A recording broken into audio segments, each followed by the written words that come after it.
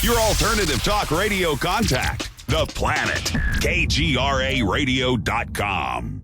With infinite complaisance, people went to and fro of the earth about their little affairs, serene in the assurance of their dominion over this small, spinning fragment of solar driftwood, which by chance or design, man has inherited out of the dark mystery of time and space.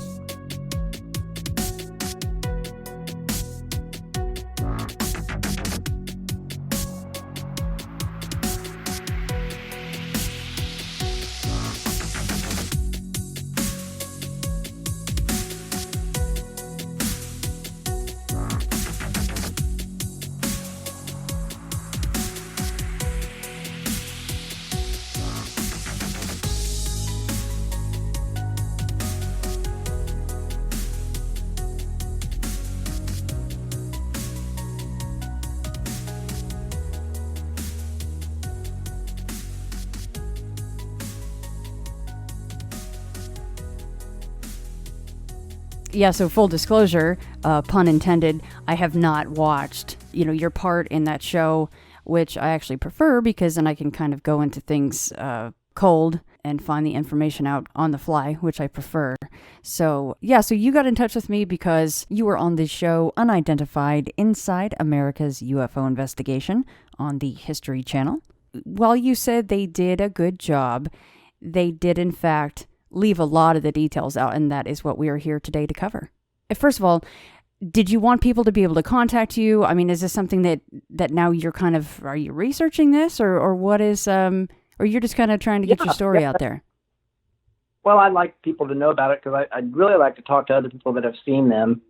I talked with the author David Marler, if you're familiar. He's written a book on strictly on the triangle UFOs. Which is a very extensive book, and he's who actually put me in touch with A&E, and that's kind of how that all started. It was through him. Well, yeah, guys, and I know that Brian is on Facebook. His full name is Brian Wellman, so if you guys wanted to contact him, I'm sure you can do that easily through Facebook, like most of us. So, yeah, Brian, wherever you want to start, I'm excited to hear this tale. I can kind of tell you the whole sighting if you'd like. I can just kind of tell you what happened. Absolutely. Well, my dad and I were taking a vacation in Utah. One of the things I had wanted to do, and I'd wanted to do that for a long time, was take photographs of the Milky Way. So I think it was the last night we were going to be able to, because after that we were going to have a full moon. Or not a full moon, but enough of a moon that I wouldn't have been able to take pictures. So I was talking to my dad. He was a little bit sick, so he was like, well, I'd rather go now and get it, go ahead and not go to sleep. And when we had originally planned on sleeping and then getting up in the middle of the night. So we went, we went to Canyonlands, which is it's near Moab, Utah. And we went to a overlook called Schaefer Canyon Overlook. There was a parking lot there, and we just pulled into that parking lot, and I had my camera already on the tripod, ready for about a 10-second exposure it was set up for. So I went ahead and started getting set up. The moon was still out. I was waiting for the moon to go down. So I was just practicing, and my dad, again, he didn't feel real well. So he was sitting in the SUV, and there was a light kind of out in front of us, which would have been almost due east. That was kind of odd. I didn't pay it much attention because, again, I was focusing on getting my camera ready and shooting pictures of the Milky Way. So I didn't pay much attention to it. My dad followed it for a long time. At first, he thought it was maybe a campfire, maybe a tower light, but then it started moving all over the place. So that was really the first one. And again, I didn't pay much attention to it, not at that time. While the moon was about to be completely down and it was pretty dark, and I kind of caught what I thought was a shooting star out of the corner of my eye. And I just kind of dismissed it, and I was like, oh, wow, shooting star. And it wasn't, but maybe 3 or 4 seconds later, I saw it again out of the corner of my eye in nearly the same area. So I looked up there, and I saw what at that time looked like 3 lights in a triangle formation. And I walked over to my dad and said, Dad, I think that's a UFO up there. And he's like, yeah. He's like, I kind of watched it come in. He said they came in real slow, and then they streaked a couple of times. He's like, but it came over that kind of cliff right there. And I was like, oh, wow. So we kind of watched it for a while, and it kind of made some moves there, and it was completely silent. We didn't hear anything. And then it was at that time, he's like, that white light out there has been making a lot of moves too. So we started watching it, and it was bouncing around inside of canyons, and it was so active it looked like a ping pong ball. I can't explain how phenomenal the movement was of it. I don't know what it was doing. I speculate, and I mentioned this to Chris Mellon, who was he was a Secretary of Defense at one time, or Assistant Secretary of Defense. And I said the only thing I could think they were doing was they were either looking for something or they were taking some detailed maps. So it was just some amazing movements. And then at this time, the one that was kind of closer to us, the one that had shown a couple of streaks as it came in, it kind of had a bluish white light. I remember I had binoculars, a small pair of binoculars, and I pulled those out and I looked at it and I was like, wow, Dad, that's not three of them. That's actually a triangle. And I let him take a look, and we were passing the binoculars back and forth, and it was just amazing how silent it was, and it moved in a little closer to us, and we got a really good look at it. Then it kind of moved back away from us, but it was still visible. It was at that time a third one became visible, and it had red lights on the corner. And I kind of watched it for a while, and it was moving due east within the canyon too. And it was coming in and out and it was making some incredible movements too. And I hadn't put the binoculars on it. And again, it looked like three different UFOs or three different craft. So I watched it a little while, and it made a movement that really kind of caught my breath. It was up, and it looked like it turned, and then it plummeted straight down towards the ground. And then really at that time I thought, wow, there's going to be an explosion or something's going to crash there. And I don't know, it just disappeared. I don't know where they went. It really looked like they were going to go crash into the ground. So then I kind of pulled my binoculars out, and it had disappeared for a while, but it came back. So there were three different distinct ones. The one that looked like a white ping pong ball, when you put binoculars on it, it was also a triangle. So all three of them were triangles. One had white lights on it that were so bright it looked like one big white light. The one I think that was kind of a control ship had bluish white lights on it. And then that third one had red lights on it. So they're all three within the same area doing, again, what looked like some kind of mapping. The one with the red lights and the blue lights really did something strange at one time. They interacted together. It was almost like they were orbiting or just circling around each other. I don't know what they were doing. I watched them for about 10 seconds. My dad also watched them. Never could figure out what they were doing, but they were doing some kind of interaction. I don't know if the blue one was like a mothership and the red one had come out of it, but they were doing something there where they were kind of revolving around each other. So that was really kind of strange. There was really no time that we were scared or anything, but it did seem like at one time they had us surrounded because the red one had come around to the back side of us, and so they were all three completely around us on all sides. But you know, the way they were moving and obviously the technology they had, they could have done anything they wanted to. That is so interesting. I don't think I've ever heard of somebody seeing something, watching it for that long, and then having it plummet to the ground. I wasn't expecting that part. I'm sure you guys weren't either. No, like I said, that took my breath away because I really thought there was going to be an explosion. Did they all three execute that movement? They all three made some incredible movements. They could pivot on any axis. They would rotate and could move in any direction. Like I could never tell what side was forward because they moved in any direction they wanted to, that they could propel themselves. Now, I did not see this, but my dad saw the white one shoot a white light, which looked like out of the center of it, and it looked like it propelled itself when that light came on. And it streaked, probably, quite a few miles across the sky and then would be in a different area. So he actually saw that. I never saw that center light come on any of them, but he did see that once. Wow. So if we're going off that being their technology to get places very quickly, how far out could that beam of light go, right? And where could they end up? So your dad said that he, like when you first realized it, you're like, hey, Dad, do you see this? It looks like a UFO out there. And he said, oh, yeah, I saw it come in. Did he expand upon that? Like what he meant by I saw it come in? Well, it had come over a cliff, and the odd thing about it was that night we weren't sure if we were going to be able to get photographs because it was cloudy and stormy, and there were still some clouds when I started shooting some photographs. Well, he told me that it kind of came out of a cloud like it was camouflaged. It used the cloud for camouflage, and that's where he first originally saw it, was when it moved from the cover of this cloud towards us, and that's when it had done those couple of streaks in. And he said it also moved really slowly within those streaks. In between the times it did those really quick streaks, it was hovering really slowly. So pretty incredible. Yeah, they were still there when we left. I told you my father was sick that night, so we left around midnight, and they were all three still there. Wow. How long did you guys watch them for? About 2 hours. Wow. How it's really hard to judge a distance, but I know that you mentioned you saw them through binoculars, but what's the closest one got to you, do you think? I say it's probably 2,500 feet, maybe 3,000 feet above us. Probably about, it wasn't directly overhead. I'd say probably at about a 70-degree angle, pretty close to straight overhead, but not quite. Stayed for a long time. I mean, it was stationary in that spot for a long time.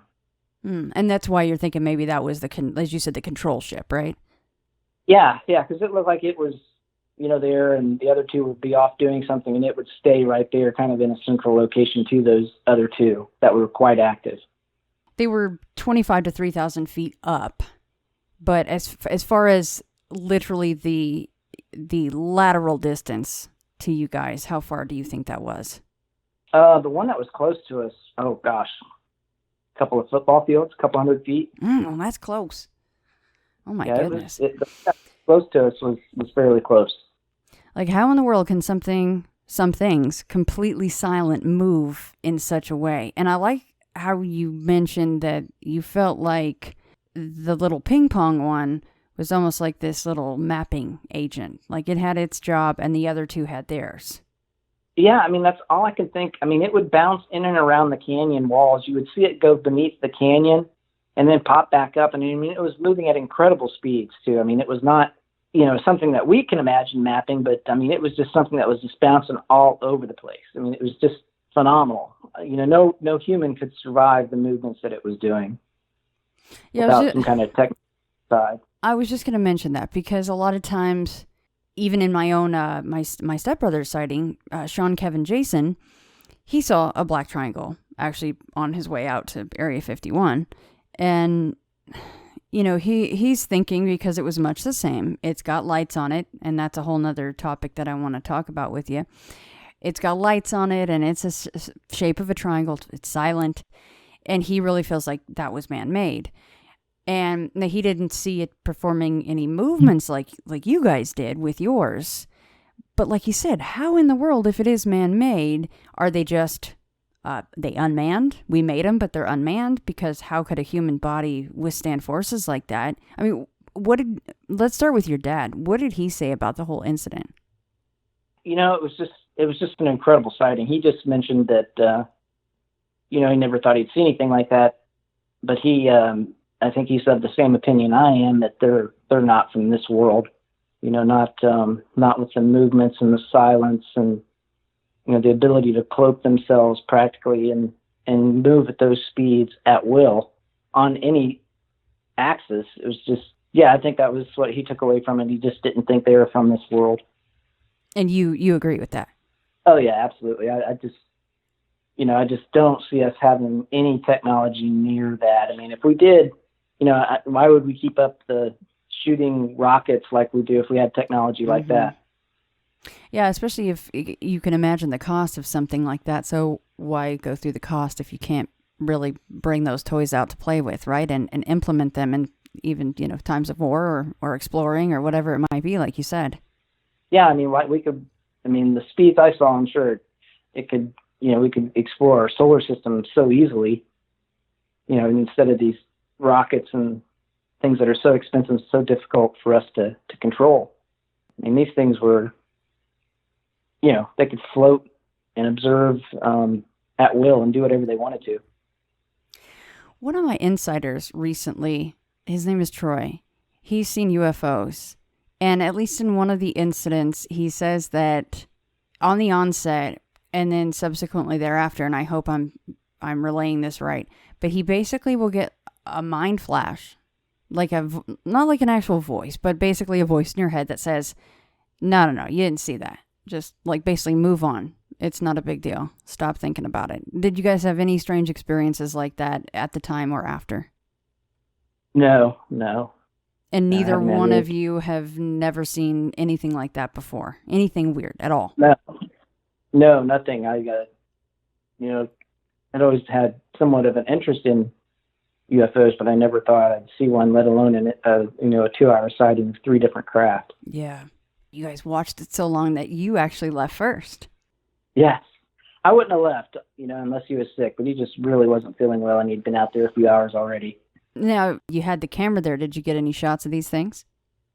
The only one I really got was the white one on the horizon, and it's pretty fuzzy because they're long exposure, so if it moves at all, you get a little bit of a streak. But it was so dark, I never could get the ones that were close to me. Not that I was trying real hard, because I was still, in the middle of all that, I was still trying to get pictures of the Milky Way, because I was just bound and determined. I had taken a nighttime photography class, so that, I was looking at that as my opportunity to do that, because I live in Tennessee and there's not a lot of good dark skies, so that was my opportunity to do so. So yeah, I was still taking pictures in the middle of all that. So I did get some across again of the white one.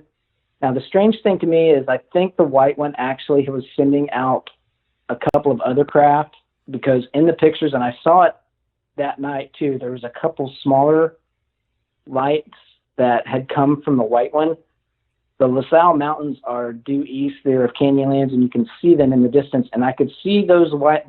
One was pink and one was like a blue. I could see those lights up against the LaSalle Mountains. So, technically, if you really want to come down to it, we saw 5 UFOs with those 2, which they looked like maybe they were some kind of little probes. I'm not sure, but they were quite a distance away against those mountains. That's the only one that the pictures turned out at all. You can see those lights against the mountains, and you can see the white one as a triangle. You can see the 3 white lights. But again, they're nothing like I had hoped to get. Again, I was set up for those long exposures, so that's part of what the issue was, and that was a manual lens. If I would have had my other lenses with me, I think I could have got some really good pictures, but I didn't. I had an iPhone 8, I believe, at the time. I've got an 11 now. I think I could have got pictures with the iPhone 11 if I'd had it at the time, but had an iPhone 8, and I tried to take pictures with the iPhone, and all you can see is black. Yeah, no, don't feel too bad about that. Even my 11 Pro, it's supposed to have this telephoto lens, and I'm still not extremely impressed. I still need to get like a regular DSLR camera and get something decent. But so the photos, are they public, or did they air those on the show? They showed one of them on the show there in the distance, and then I've got a friend that's a graphic artist, and she actually put them in the position when I was working with her. She made 2 pictures of what we saw. That's pretty much dead on. So they used those 2 photographs and then an actual photograph of the white one. But yeah, they're that's all they used, and they're still my photographs. All I did was sign them over to let them use them and to comb through them to see if they could find anything else. Right. Well, yeah, any of those that you'd be willing to share with me would be amazing. Totally up to you, though. Sure. So yeah, no problem. Obviously, all of these craft had different colors for their lights. Yeah. What do you make of that? I have no idea, I really have no idea, because none of it makes any sense, what I would say. Yeah, and why do they need lights anyway, right? That's always been kind of the question. Like, why in the world would an advanced civilization that can make movements like that, why do they need lights? Yeah, they were perfect equilateral triangles, with the lights right on the corners of them. Well, sometimes you hear of also a light in the middle, of one of these triangles. They've got the 3 on the ends and then 1 in the middle, which some have postulated is where the propulsion system lays. But none of the ones that you guys saw had anything else besides just the 3 on the ends. I only ever saw the 3 on the ends of the triangle. Mm-hmm. Again, my dad saw that one white light come out and shoot one across the sky. He also saw that rotate and come across us. He said, it came across us. He said it kind of blinded him for a second when it was rotating around. But that's the only one And again, I didn't see it, but my dad saw it. So if someone was driving by and maybe just happened to see, depending on the way that the craft was tilted or whatever it might be, or even the ping pong one, would they assume that it's just an airplane? You know, was there anything spectacular about the lights themselves, like being bright or strobing or anything like that? The white one you would have never thought was an airplane. It was the elevation it was at. It was so low. The blue one you certainly could have. If you weren't expecting hear sound being inside a car and just looked out the window and saw lights, you could have certainly thought that was an airplane. But if you saw it do any type of movement, you would have known it was not. But when it was in a stationary position, if you just caught a glance of it, I could see where someone in their car would think that. But again, any extended viewing of it, and you'd know right away that it was something besides, an airplane. Something that you said is really cool, because I talked to, this was a long time ago, but I talked to Jesus Payan. And one thing, and he's had a lot of different experiences, Bigfoot and UFOs and all this stuff. One thing that I remember vividly him saying is something that your dad brought up.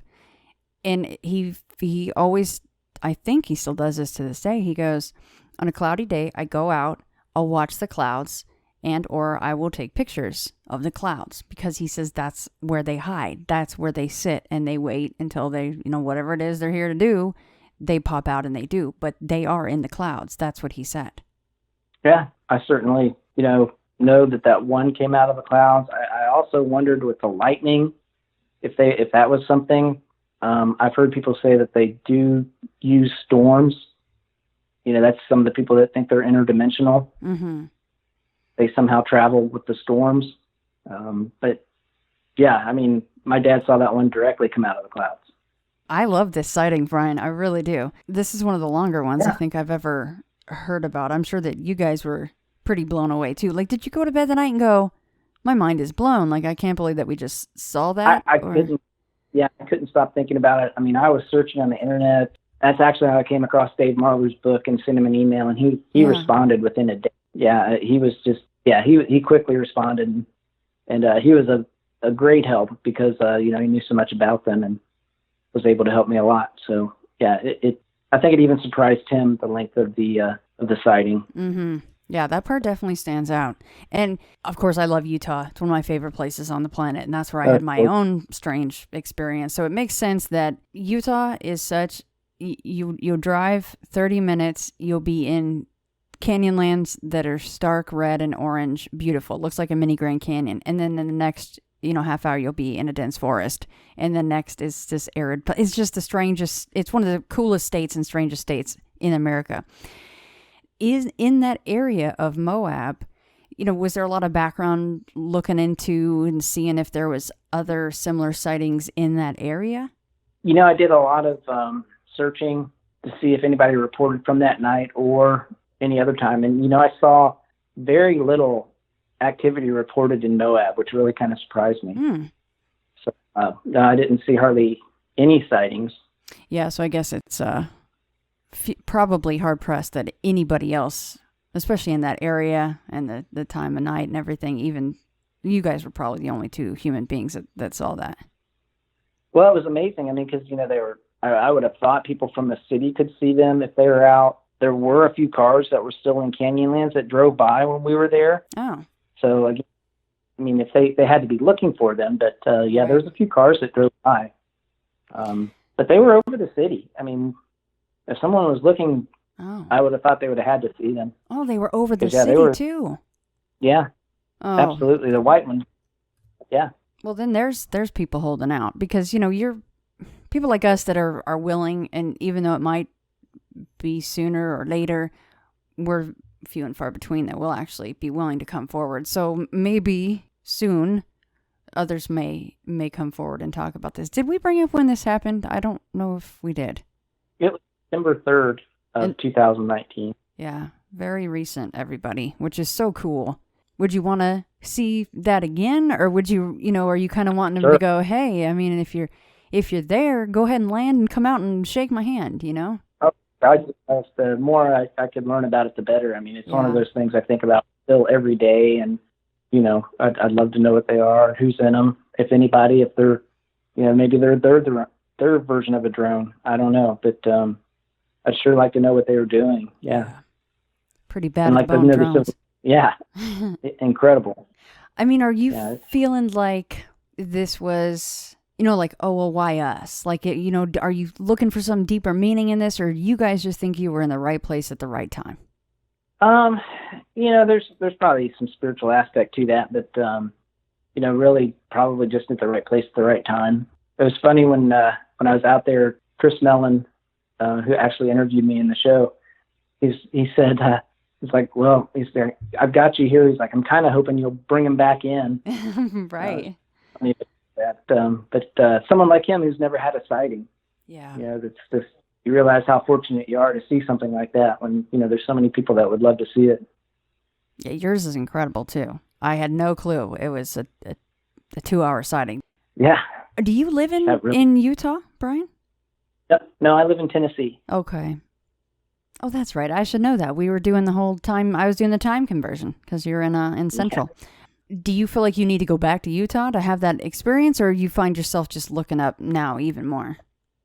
Oh, I always look up, but I was fortunate enough that Unidentified brought me back out there, so it was nice to go. But my dad and I went out there the next day, and I took a lot of measurements and readings just so I would have it. I've got it all plotted on the map, but that was the first time I was out there again at night, and that really brought me back, being out there at night. So. And you guys were on that same overlook. They brought you back out there? Yeah, that's where I did the interview, was on the same overlook where it happened. And your dad as well? No, they didn't bring him back, just me. Yeah. But it is cool to go back to the original spot, isn't it? Oh, yeah, it was very cool. Especially when you can actually find the spot, because a lot of times it's in some obscure point in the woods, depending on the type of sighting, and there's no way to you can kind of guess, but that's cool to go back to the scene of the crime. Yeah, it really was interesting. I mean, it was...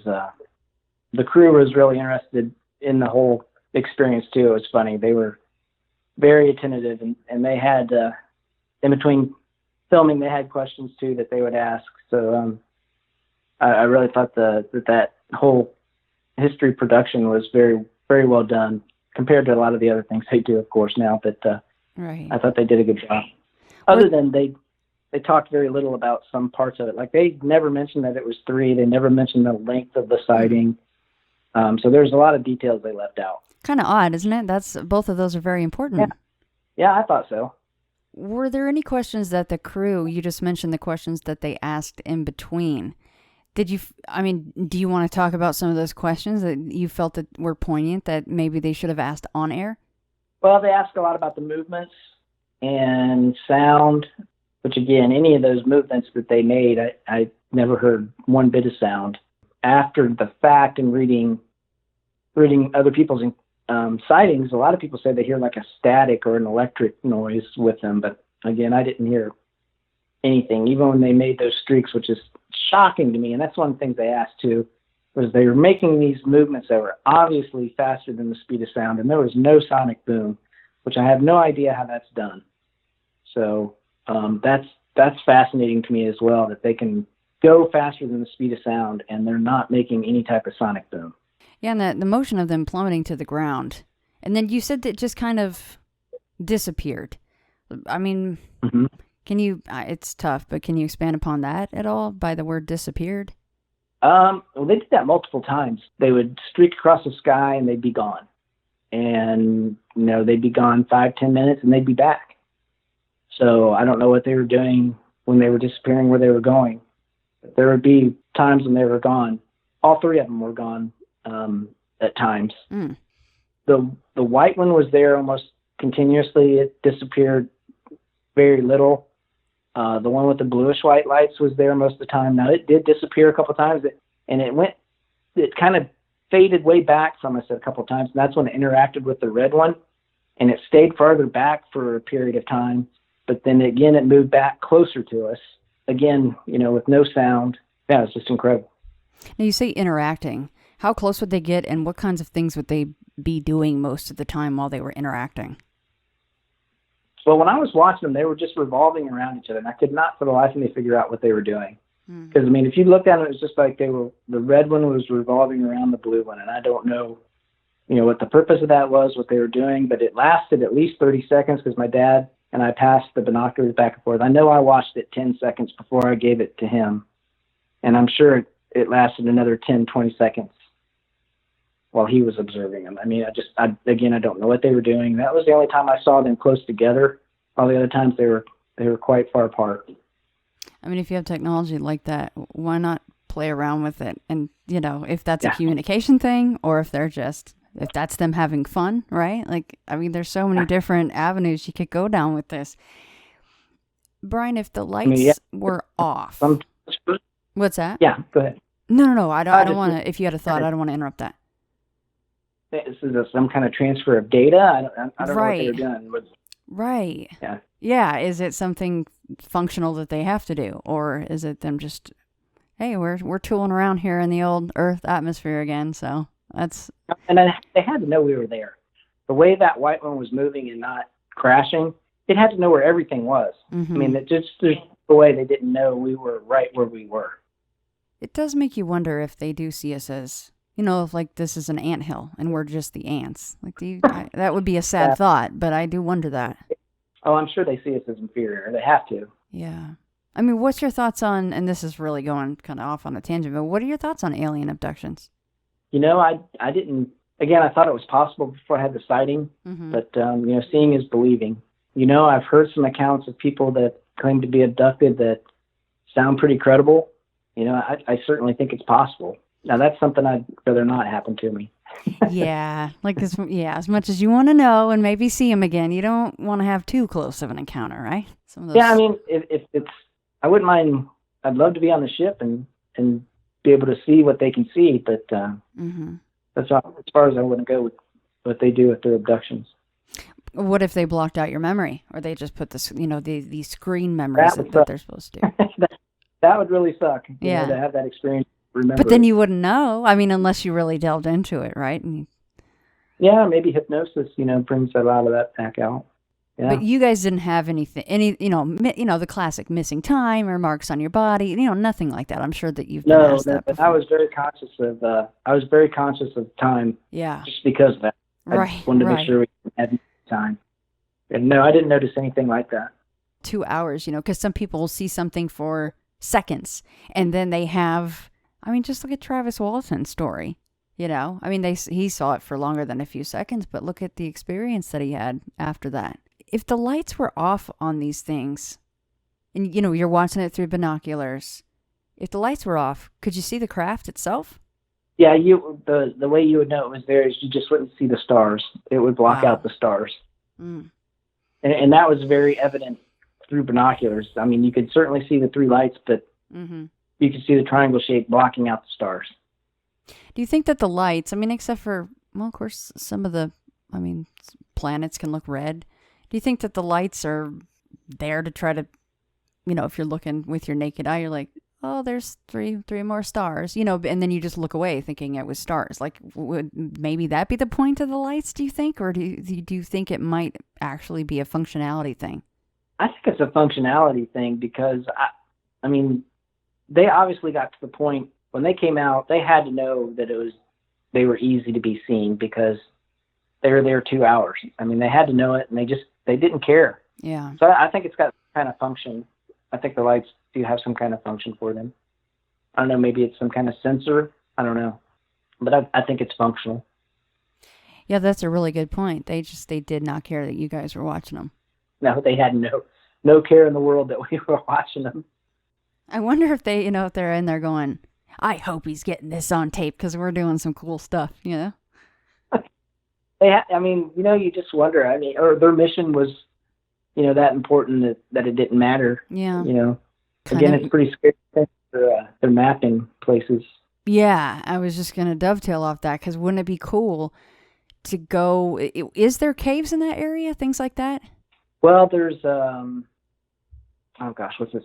What do they mine there? Oh, shoot, I can't believe I forgot this. They mine something there, or they used to. Of course, uranium was really big there, but there's something else they mine there now. But yeah, that's what I was wondering if they were looking to see if there was still uranium in the area. Yeah. But there's a huge mine there, and you can see it from everywhere. It kind of has a glow. Yeah, potash or potash. What is that? I've never even heard of that. That's a good question. I forgot. It's used in fertilizer, I Oh. believe. So, yeah, maybe they were there trying to hunt something down that they actually can use and need, right? Yeah. It's used for fertilizer. Mostly used for fertilizer. Huh. Well, they got to grow stuff too, I guess. But it'd be cool to go down there, especially where the smaller one was kind of buzzing around, and see if there was any trace evidence left behind. I highly doubt there would be, but... He was actually right over the potash plant. No kidding. So at times, yeah, he was right there. And again, it gives off a glow. It's really strange, that potash. So it glows while it's just in its truest form. Yeah, I mean, unless it's just because it's so white. That's strange. I've never even heard of that. I'm going to have to look into that. That is so cool. I've never even heard of that stuff. Was not aware of it. Well, that can't be a coincidence that mine is there then. Yeah, I mean, maybe that's it. Or the uranium. And they do still, in fact, mine both of those things today, do you think? They don't mine uranium. I'm pretty sure they don't mine uranium now. Oh gosh, if that's all it takes, then we just need to buy a mine somewhere and mine the proper things and set up the cameras. Yeah, maybe that's it. Because they, there's all the things where they come over nuclear weapons. Yeah. Maybe they're in uranium as well. Yeah. No, I don't think they mine anymore, from what I can see. My wheels are just spinning because I've never even heard of that particular substance, and then that these things were hanging out there for so long, doing whatever in the world they were doing. Yeah, it really bothered me. I searched so much after it happened, even that night before, we went to bed, for sightings in the area. I was just like, I said, Dad, this just can't be the only sighting that's happened here. I mean, it just boggled my mind that they were there for so long. I thought there had to be other instances, or somebody else had to seen them, and I never could find anything, which was pretty frustrating. No wonder they were trying like, hey, you want to come on and talk to us about this? I mean, Brian, is there anything else you want to add, or anything I didn't bring up that we should? Well, a lot of people have asked me, why didn't you try to call authorities? I mean, we thought about that, and really what was in our mind is if we called somebody and they came out there, we really thought that they would be gone by the time anybody got there. Right. So that was the only reason that was the main reason we never called anybody. And plus, I told my dad, I was like, what are they going to do if they do come out? They're not going to be able to do anything. Right. Yeah, and the problem with that is too, say either a park ranger or a sheriff or whoever would show up, I don't know, even if it was one or two guys. The problem is, once they write a report, and if they even saw this thing, then that's a whole nother side to the tale, because that's the whole thing about people in those positions don't want to share if they even do see something like that, because they get made fun of mercilessly by their peers. So you probably save some guy from having a really huge conundrum with, oh my gosh, am I actually going to put this in a report, that if he actually saw it with you guys. Yeah, and that's, when I went on Unidentified, at that time I wanted to remain anonymous because of those same things, because I was in military intelligence and I really didn't want it getting back. And But then I saw the different people that were coming out about it, and, at that point I realized that, it doesn't matter. And again, with my dad, and we talk about it quite a bit, and we're always like, I don't really care what anybody thinks anyway. So, if they, I know what I saw, and I don't care if they believe me or not. I mean, it was quite an experience. That's cool. We need more people like that, Yeah, and more people need to come forward that see them. Yeah. So I think there's got to be a ton of people, even with your sighting alone. That's one of the longest ones I've ever heard of. 2 hours long. Well, honestly, who knows how long they were out there, because you guys left first, right? So yeah, they could have been there another hour or two. Who knows? Yeah. I mean, do you think they're always just here, hanging out in the clouds or whatever? Do you think that they maybe come in and out? I think they come in and out. I don't think they stay. It's all speculation. I don't think they do, though. It's the little things that kind of stick in my mind, like, if we're thinking about a classic gray, or, if there are different races and all this stuff. What do they eat? You know, do they drink Yeah. stuff? It's those little things that I'm kind of going, that's the really weird, interesting stuff that I would like to know. You know, if there were beings in those craft, what do their lives look like? Yeah, I'd love to know. Well, not too much though, right, Brian? I mean, Yeah, I'd love to know, and I'd love to know what they were doing that night. yeah, So it's just, they eat souls, of course they do, and uranium. That's what it is. yeah, I mean, when you Yeah. talk to some people that have these abduction experiences, though, they really will tell you that they feel like the beings were soulless, you know, and they didn't care that you Wow. were hurting and all this other stuff, which is truly terrifying.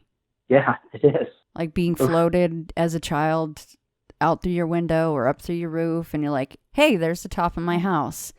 And, I recently talked to someone that knew what the top of a mountain looked like, that had this, a medicine wheel and white rocks. And he described it perfectly to a girl that had been up there before. And she's like, oh, I didn't know you've been up there. He's like, I haven't. This was in what he calls a dream, but who knows what it really was. Come to find out, he was spot on. You know, he had properly identified every part of these accoutrements that were up on this mountain. Now, how in the world is that even possible? You know, when he's having all these other experiences. But I don't know. You just kind of go, well, you know, why you and your dad, and why him, and why Troy, and all of these other things. But those are the questions that drive us nuts.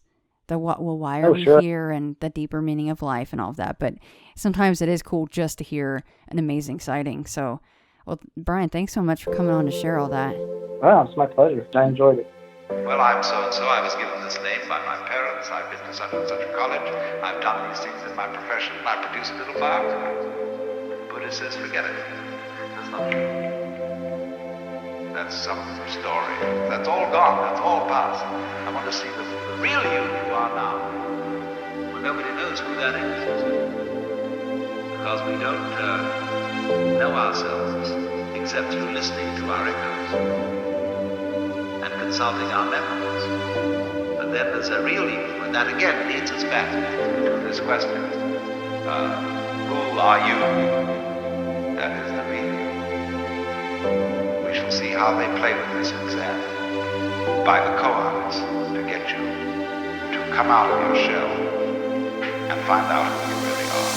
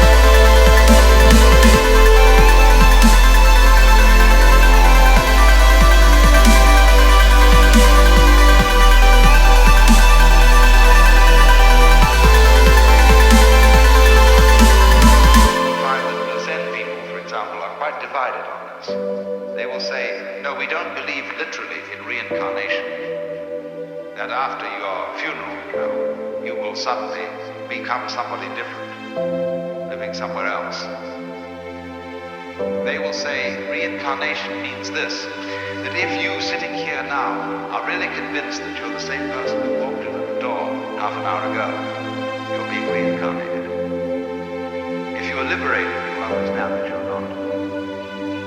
The past doesn't exist. The future doesn't exist. There is only the present. That's the only real you that there is. The Zen master Dogen put it in this way. He said, spring does not become the summer. First there is summer, and then there is spring.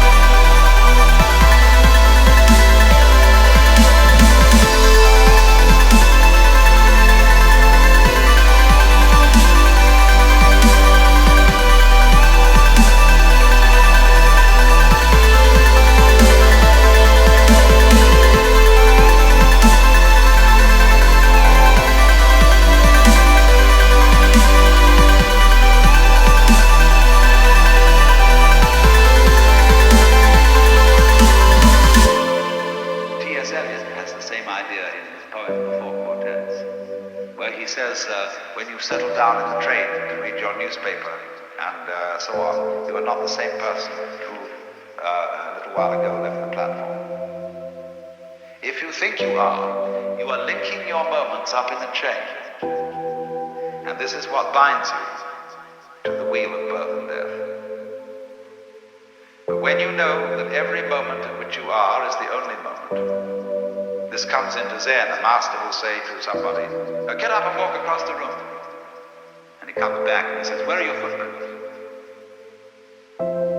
They've gone. So where are you? Who are you? When we are asked who we are, we usually give a kind of recitation of a history.